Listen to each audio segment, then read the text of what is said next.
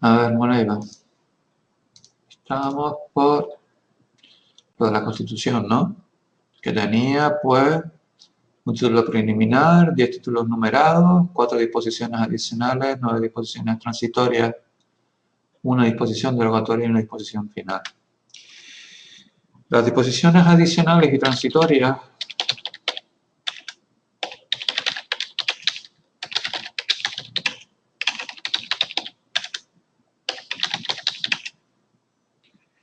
van dedicadas a lo que se denomina la ordenación territorial del Estado. Y por otro lado, la disposición final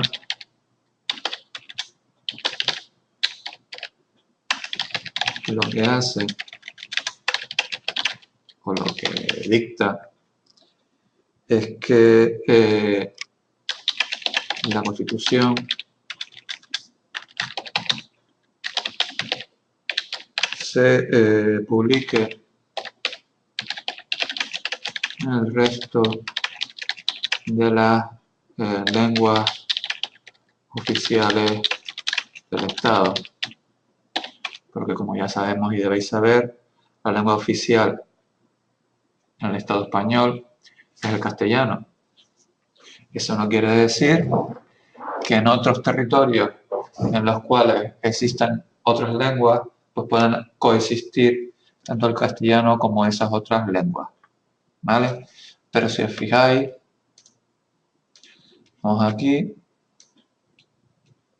disposición final, y veis que dice, esta Constitución entrará en vigor el mismo día de la publicación de su texto oficial en el Boletín Oficial del Estado y se publicará también en las demás lenguas de España, ¿vale? Entonces, otra cosa importante es que para que una norma, una ley, tenga aplicación y tenga vigencia en España, previamente debe estar publicada en el Boletín Oficial del Estado.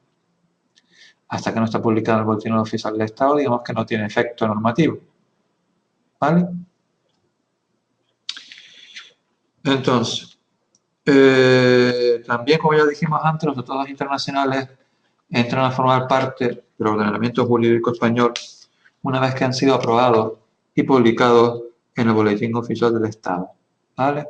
En el BOE, ¿vale? Lo podemos poner aquí, ponemos boe.es, ¿vale? Y aquí aparece el Boletín Oficial del Estado, en el cual pues, pueden ver aquí, día por día, cuáles son los BOEs que todos los días pues, se editan, ¿vale?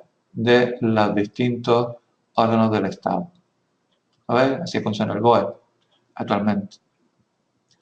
¿Vale? Aquí hay una serie de pestañas en el cual pues, hay distintos asuntos que son publicados en el BOE y en el cual pues, diferentes ministerios pues, hacen públicos las cosas que son necesarias comunicárselos a los ciudadanos y al público en general.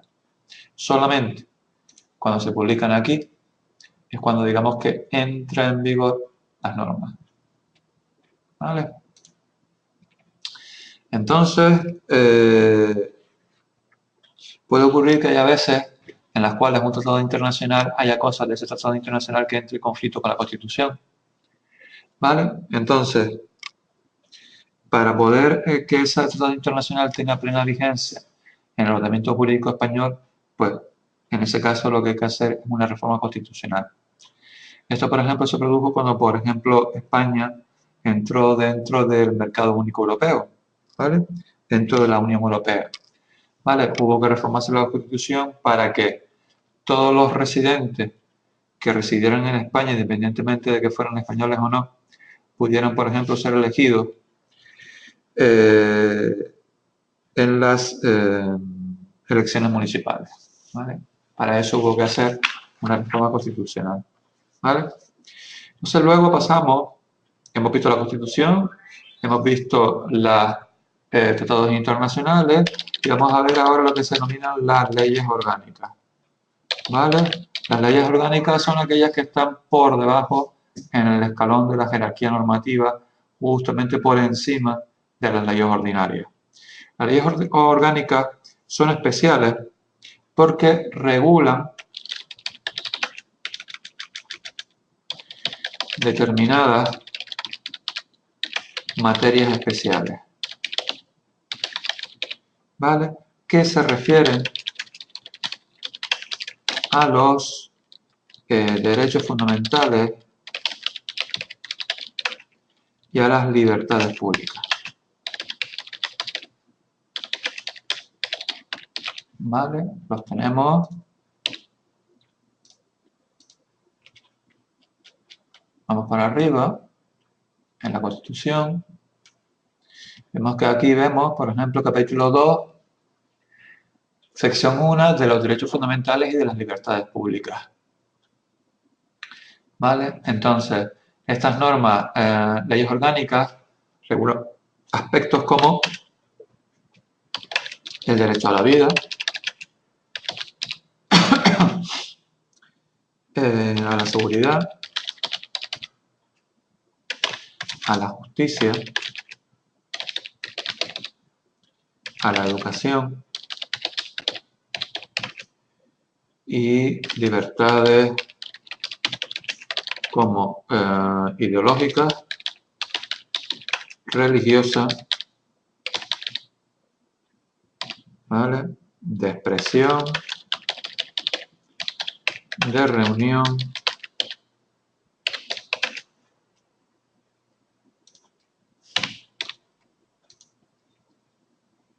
o de asociación, entre otras.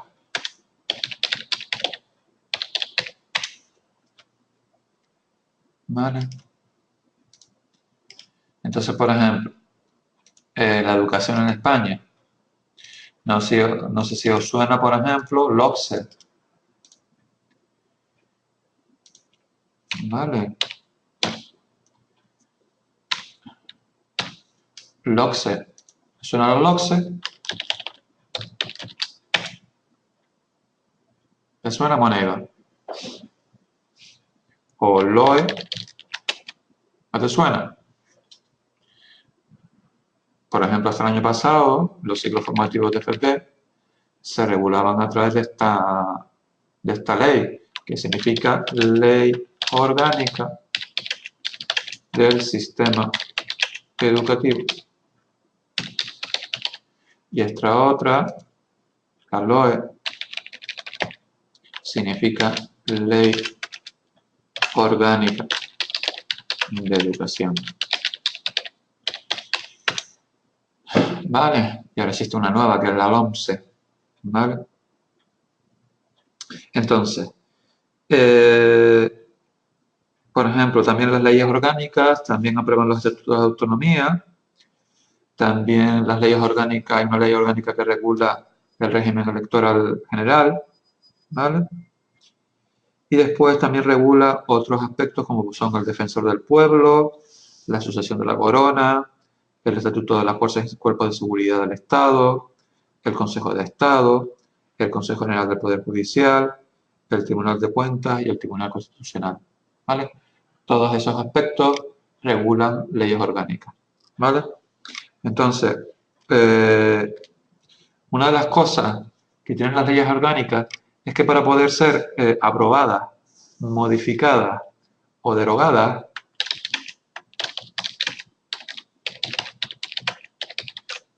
para poder ser derogadas, modificadas o aprobadas, requieren de la mayoría, esto es muy importante, de la mayoría absoluta del Congreso de los Diputados. ¿Vale? El Congreso de los Diputados está formado por el Congreso de los Diputados, tiene 350 escaños. Entonces, para que una ley orgánica pueda ser aprobada, tiene que tener la mayoría absoluta. Y la mayoría absoluta es la mitad más 1 de la Cámara. En este caso, como son 350, la mitad de 350, ¿cuánto es? ¿Cuánto es la mitad de 350? ¿Cuánto es la mayoría de 350? ¿Seguro o Asimara? ¿La mitad de 350 es 125? ¿Seguro, seguro, seguro?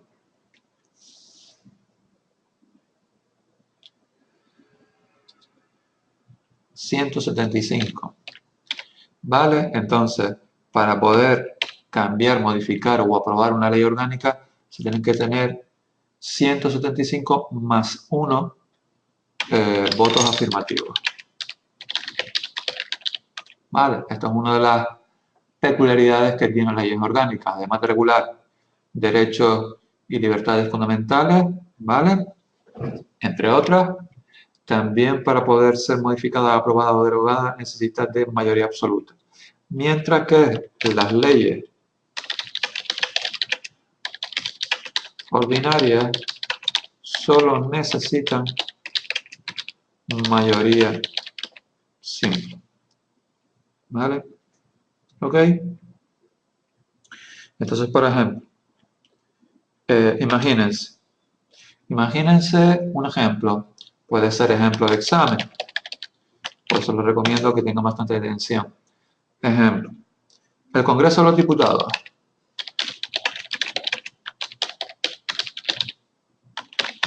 ¿Vale? El Congreso de los Diputados en un momento determinado está formado por los siguientes partidos, con la siguiente distribución de escaños.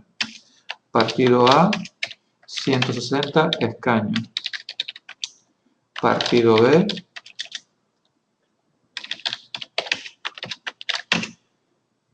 142 escaños. Partido C,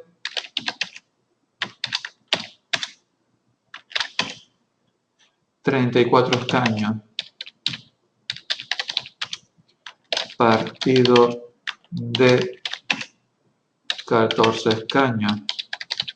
Entonces mi pregunta es, si por ejemplo se quiere aprobar una ley orgánica, ¿vale? Para poder ser aprobada, ¿qué vamos a necesitar? ¿Vamos a necesitar solamente los votos del partido A o vamos a necesitar algo más?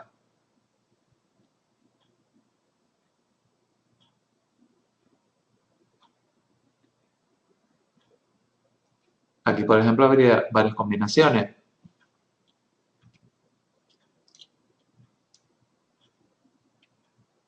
¿Me entienden lo que quiero decir? ¿Cómo que no? Vamos a ver. Esta es la distribución del Congreso de los Diputados. Hay 4 partidos y cada partido, fijaros que el Congreso de los Diputados tiene que tener 350. ¿Vale? Entonces, entre los 4 partidos se reparten los 350 escaños. Los 350 escaños se refieren a los sillones. ¿Vale? Entonces, mi pregunta es, con esta distribución, sí, obviamente, se necesita mayoría simple más 1, es decir, 175. Pero la cuestión es, el partido A quiere aprobar una ley orgánica. ¿Lo podría hacer por sí solo? No. ¿Qué necesitaría?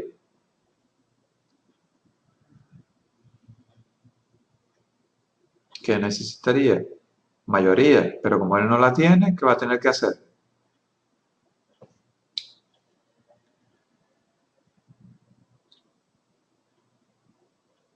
¿Qué va a tener que hacer? ¿Nada que qué? Por ejemplo, si el partido A se logra un acuerdo con el partido D para que los dos voten sí a la aprobación de la ley orgánica, ¿podría aprobarse? ¿Por qué?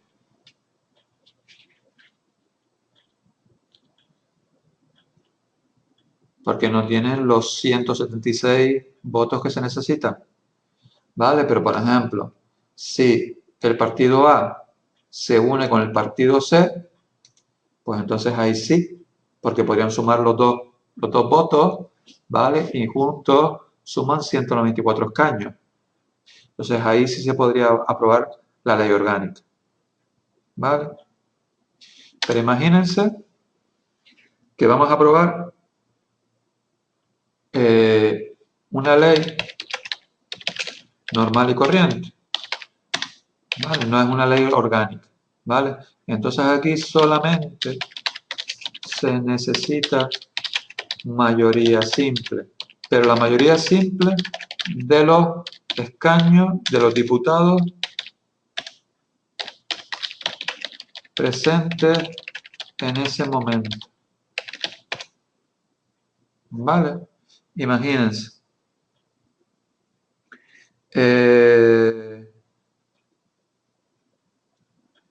Imagínense que, por ejemplo, el partido A, en el momento de la votación,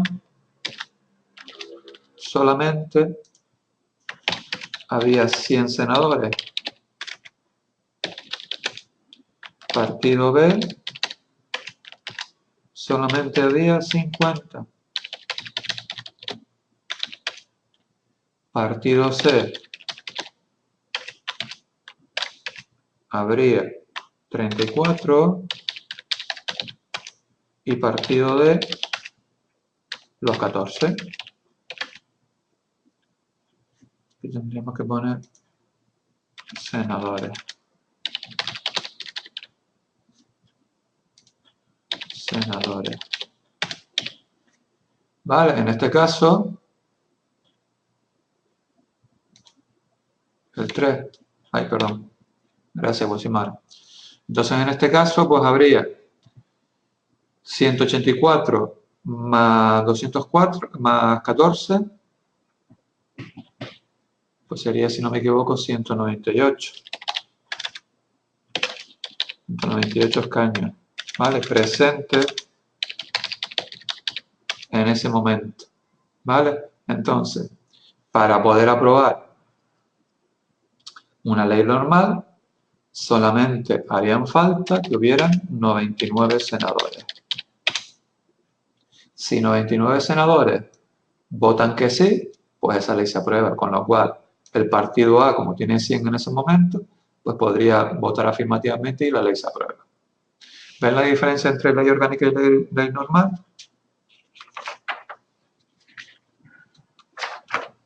¿Vale?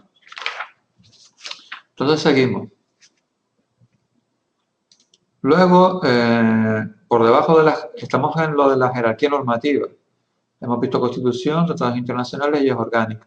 Ahora vamos a leyes ordinarias. Y debajo de las leyes ordinarias están los reales decretos leyes y reales decretos legislativos. ¿Qué quiere decir eso? Les dije antes que el Ejecutivo no puede dictar normas con rango de ley, pero en determinados casos especiales el Ejecutivo puede dictar normas con rango de ley. ¿Cuáles son esos casos? En los que puede dictar reales decretos leyes y reales decretos legislativos. Entonces,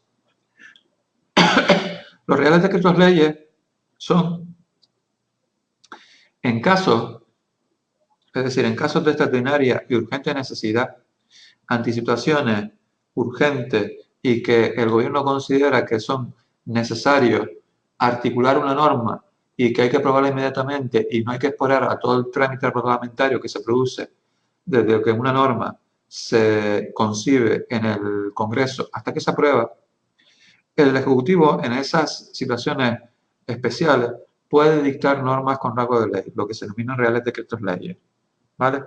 Luego estos reales decretos leyes entran en vigor cuando se publican en el BOE y luego, en el plazo de 30 días, deben ser aprobados por el Congreso de los Diputados, ¿vale? Entonces, por ejemplo, pongo un ejemplo que nos tocó bastante a todos los trabajadores, ¿vale? Cuando entró el nuevo gobierno, ¿vale? El nuevo gobierno, una de las primeras cosas que hizo es crear un Real Decreto Ley, que se llama Real Decreto de Ley de Reforma del Mercado de Trabajo, que lo tienen ahí ustedes en la plataforma, ¿vale? Que fue el 11 de febrero del 2012, en el cual específicamente dice Real Decreto Ley de 10 de febrero de medidas urgentes para la reforma del mercado laboral. Obviamente, el gobierno lo hizo con mucho cuico. Como resulta que el gobierno que está presente en el Congreso pues tiene mayoría absoluta, ¿vale? Pues resulta que dijo, nosotros creemos que reformar el mercado laboral es una cosa urgente y innecesaria y que no se puede estar esperando a que los distintos agentes sociales, es decir, trabajadores, sindicatos, empresarios se pongan de acuerdo. Nosotros vamos a dictar un Real Decreto Ley por el cual vamos a decidir cómo se tienen que hacer las cosas, ¿vale? Y lo hacemos mediante esta fórmula de urgencia. Y como resulta que nosotros tenemos mayoría absoluta en el Congreso, pues cuando se vaya a tener que aprobar, pues nosotros lo vamos a aprobar porque tenemos mayoría absoluta. Con lo cual, pues esto es un ejemplo de Real Decreto Ley, que en este caso el gobierno consideró que era una medida urgente. Obviamente eso de medida urgente y no medida urgente pues siempre es bastante relativo. Pero, por ejemplo, también puede ser una medida urgente, por ejemplo, que haya una catástrofe natural en una determinada ciudad, en un determinado pueblo, y entonces, pues, el Estado, pues, para articular determinadas medidas de ayuda, pues entonces crea un Real Decreto Ley. ¿Vale? Luego, por otro lado, están los Reales Decretos Legislativos. ¿Vale? Entonces, en este caso, los Reales Decretos Legislativos lo que hacen es delegar, es decir, el Congreso, las Cortes Generales, delegan en el propio Ejecutivo, ¿vale?, la capacidad para que el propio Ejecutivo pueda dictar normas con rango de ley, ¿vale? Estas normas es lo que se denominan decretos legislativos, ¿vale? Los decretos legislativos pueden ser, a su vez, los decretos legislativos pueden ser textos articulados y textos refundidos. ¿Vale? ¿Qué es un texto articulado? Un texto articulado es que las Cortes Generales aprueban lo que se denomina una ley de base, ¿vale? Y mediante esa ley de base establecen al Ejecutivo cuáles son las directrices que quieren que el Gobierno realice para poder crear ese decreto legislativo, ¿vale? Perdón, el texto articulado, ¿vale? Y entonces ese texto articulado, una vez que haya sido hecho por el Ejecutivo en base a las directrices que dice la ley de base, pues tendrá los efectos que le confiere pues, el rango de ley, ¿vale? Eso es un decreto, un texto articulado dentro de los decretos legislativos. Y por otro lado están los textos refundidos. Un texto refundido es simplemente como el propio nombre lo indica. Cuando tú refundes algo, lo que estás haciendo es cogiendo varias cosas y las estás uniendo en una. Pues un texto refundido simplemente es que las Cortes Generales, en este caso, autorizan al Gobierno para que pongan diversos normativa que está dispersa y que es relativa a una determinada materia y la reúnan en una sola. Esto ha pasado mucho con el Estatuto de los Trabajadores, que si ustedes lo ven, verán que pone texto refundido del Estatuto de los Trabajadores, ¿vale? Pues eso es un texto refundido, ¿vale? Simplemente coger varios textos dispersos que tratan sobre algo y los refundimos en algo concreto, en un solo documento. Y luego, por último, son los reglamentos. ¿Qué son los reglamentos? Los reglamentos no tienen rango de ley, ¿vale?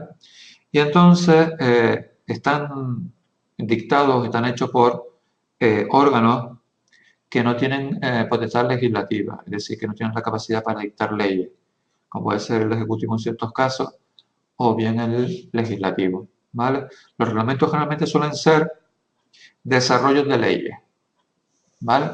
Existe, por ejemplo, la Ley de Prevención de Riesgos Laborales, que es una ley genérica, una ley general, y luego existen reglamentos que desarrollan aspectos en concreto de la Ley de Prevención de Riesgos Laborales, ¿vale? Y esas disposiciones que desarrollan aspectos concretos se denominan reglamentos, ¿vale? Y por último, de esta parte, vamos a hablar de la publicidad de las normas, ¿vale? Entonces, las normas. La publicidad de las normas.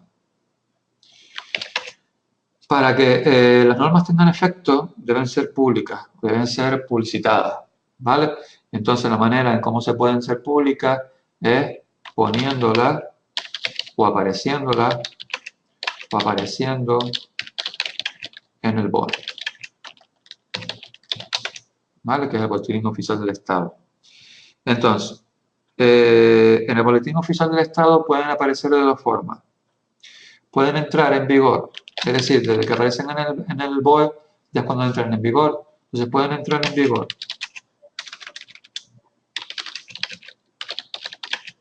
a los 20 días de su publicación, ¿vale? Eso es lo que se denomina eficacia diferida.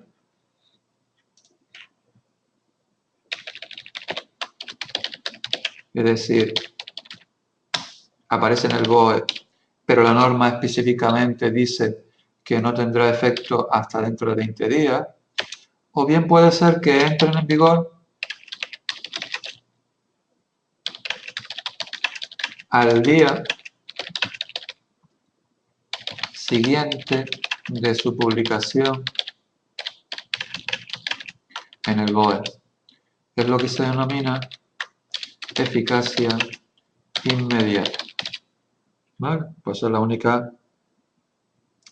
únicamente lo que quería decir. Es decir, explícitamente tiene que aparecer en el texto normativo que bien, cuando se publique en el BOE, la norma entrará en el día siguiente a su publicación, o bien que la norma entrará pues 20 días después de su publicación en el BOE. ¿Vale?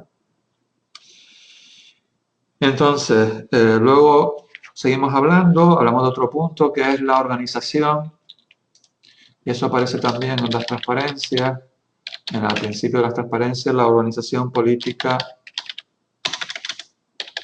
del Estado español.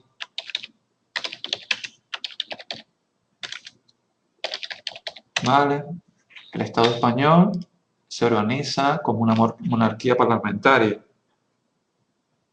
La soberanía nacional reside en el pueblo español, del que emanan los poderes del Estado, como ya sabemos, y también se constituye en un Estado social y democrático de derecho, que propugna como valores superiores del ordenamiento jurídico, la libertad, la justicia, la igualdad y el pluralismo político. ¿Vale? Eso lo tenéis en la transparencia. ¿Vale? Luego vamos a hablar brevemente de la corona.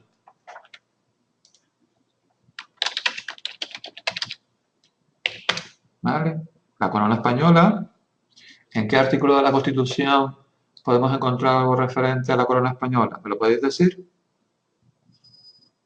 Y en ella se establece cuál es el tipo de forma política del Estado español. Si nos vamos aquí, por ejemplo, artículo 1.3, nos dice que la forma política del Estado español es la monarquía parlamentaria. Pero si, por ejemplo, vamos al título 2 de la Constitución, vemos que nos habla de la corona. ¿Vale? Aquí nos habla, pues, de la corona de España, cómo es, si es hereditaria, no es hereditaria, lo que es la reina, lo que se llama la regencia, pero sobre todo lo que me interesa son lo que se denominan las funciones del rey. ¿Vale? Que lo tenéis en el artículo 62. Por ejemplo, el rey es el que sanciona y promulga. El rey es el que firma y da validez a las leyes. ¿Vale? Luego, por ejemplo, es el que convoca y disuelve las Cortes Generales. ¿Vale? Recordad que existen elecciones generales cada 4 años. ¿Vale? Pues quien firma el decreto por el cual se disuelve y se convocan elecciones generales es el rey. Convoca los referéndums, ¿vale? Propone el candidato a presidente del gobierno nombra a los miembros del gobierno, es informado de los asuntos de Estado y preside las sesiones del Consejo de Ministros, es el mando supremo de las Fuerzas Armadas, ejerce los derechos de gracia con regla a la ley que no podrán utilizar indultos generales, ¿vale? Y, por ejemplo, otras cosas que hace es el rey acredita a los embajadores y otros representantes diplomáticos, ¿vale? Y sobre todo lo que me interesa, sobre todo, es lo que corresponde al artículo 62, ¿vale? Bueno, entonces, para terminar este tema, también saber que además de las Cortes Generales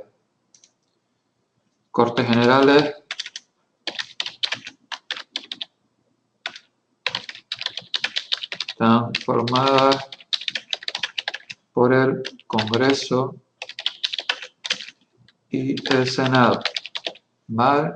El Congreso lo forman 350 diputados y el Senado lo forman 250 senadores, ¿vale? Pero luego también de las Cortes Generales dependen lo que se denominan unos órganos constitucionales, ¿vale? Que son el Tribunal de Cuentas y el Defensor del Pueblo.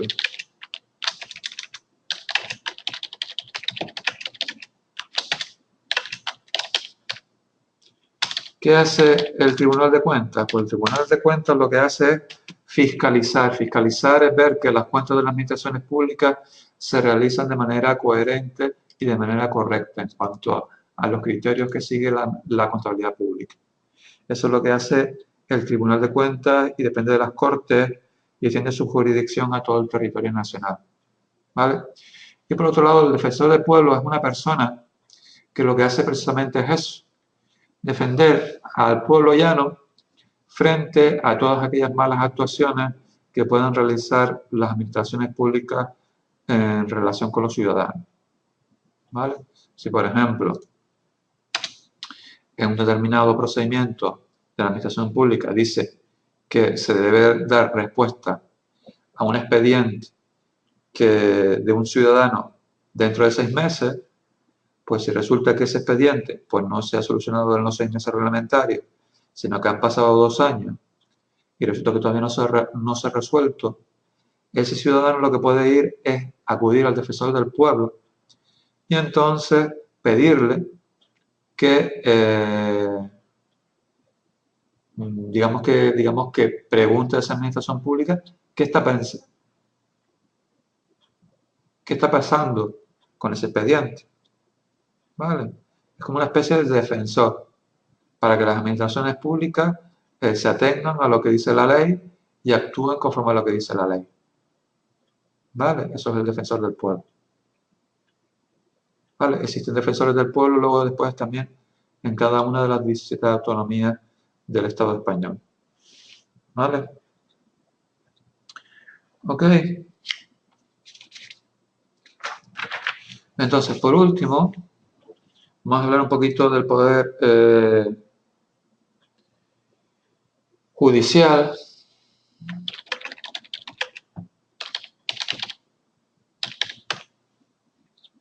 ¿Vale? Entonces, ¿recordáis en qué artículo de la Constitución se nos dice de que la justicia emana del pueblo y que esta es administrada por el rey, por los jueces y los magistrados? ¿Lo recordáis o no?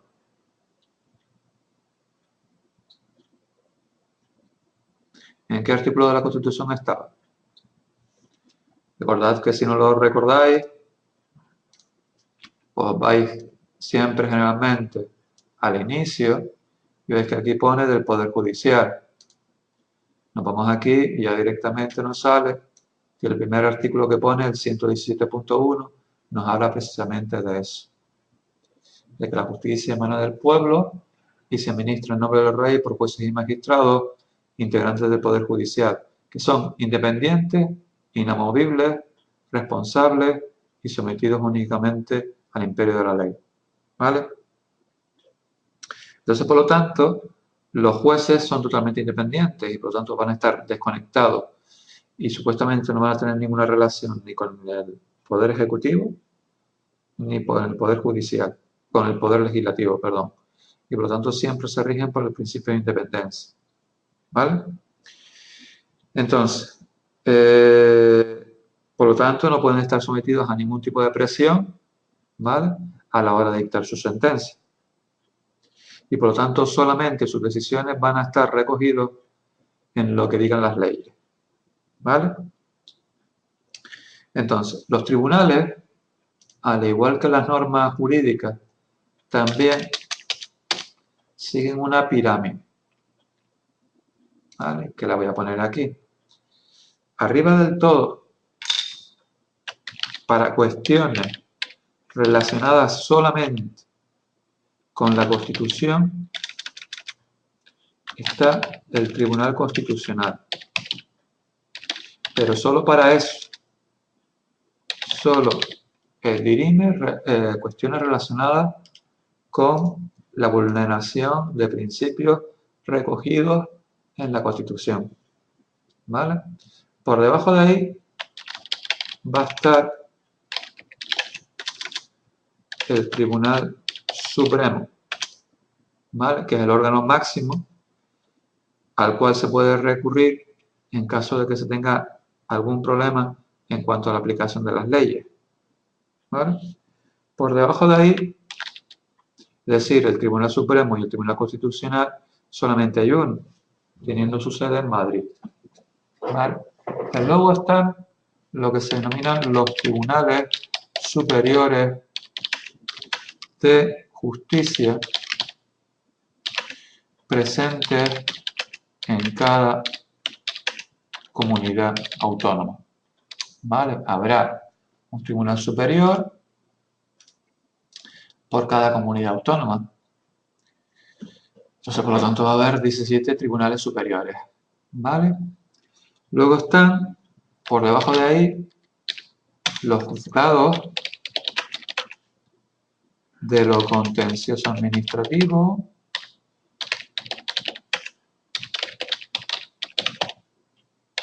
¿vale?, de lo mercantil,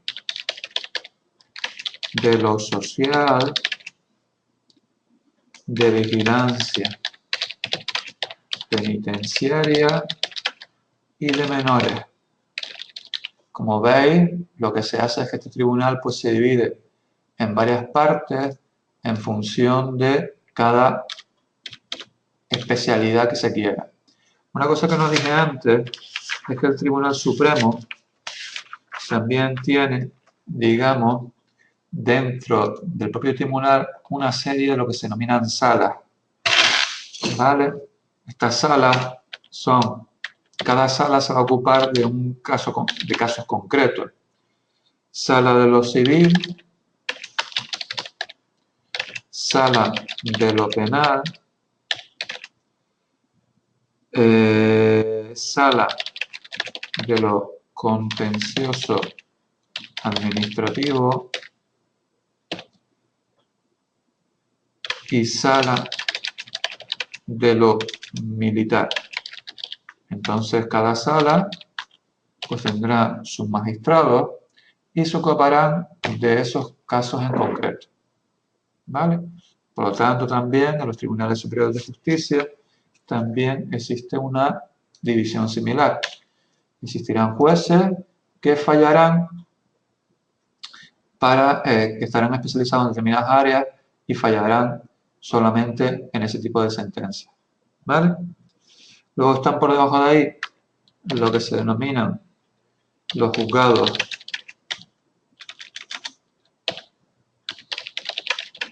de primera instancia e instrucción, y luego por debajo de ahí lo que se denominan los juzgados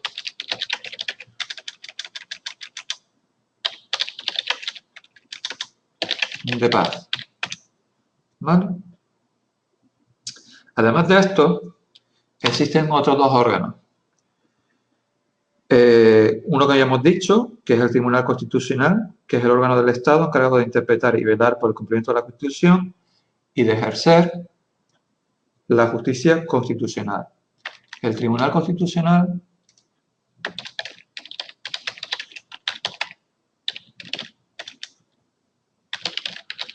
está formado por 12 miembros. ¿Vale? Estos miembros son designados por el rey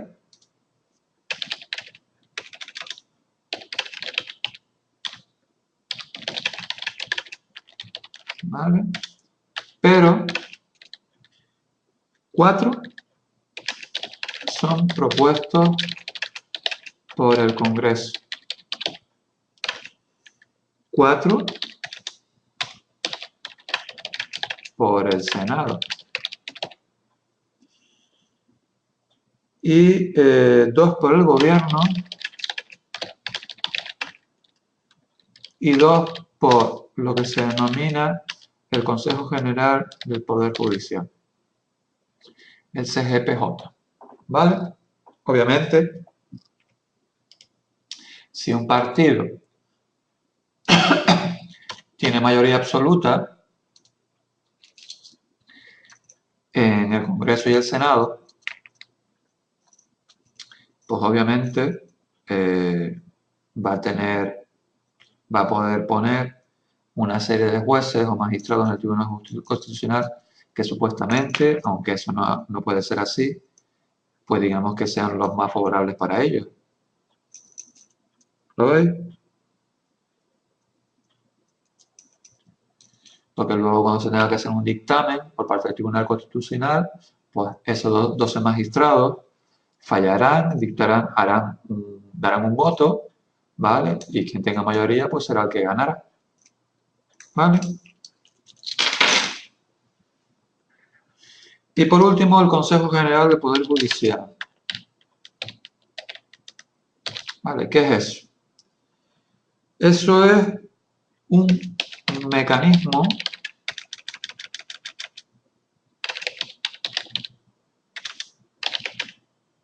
de autogobierno del Poder Judicial. ¿Vale? Lo que hace es tratar de mantener la independencia del Poder Judicial con respecto al resto de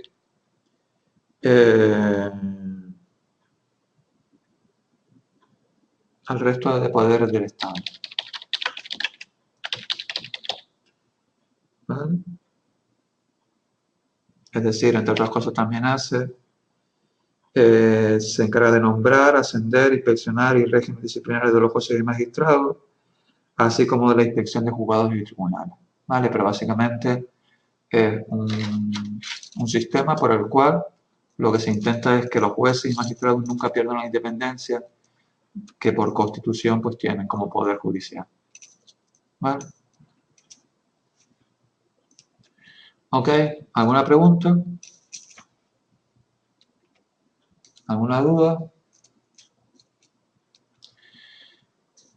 Pues nada, con esto, yo en bizcocho, pues terminamos el tema 1 de EPR. Sí, lo colgaré, no te preocupes. Ahora lo estoy guardando para colgarlo en más. Vale, pues entonces nos vamos ahora. Voy a parar un momento la grabación.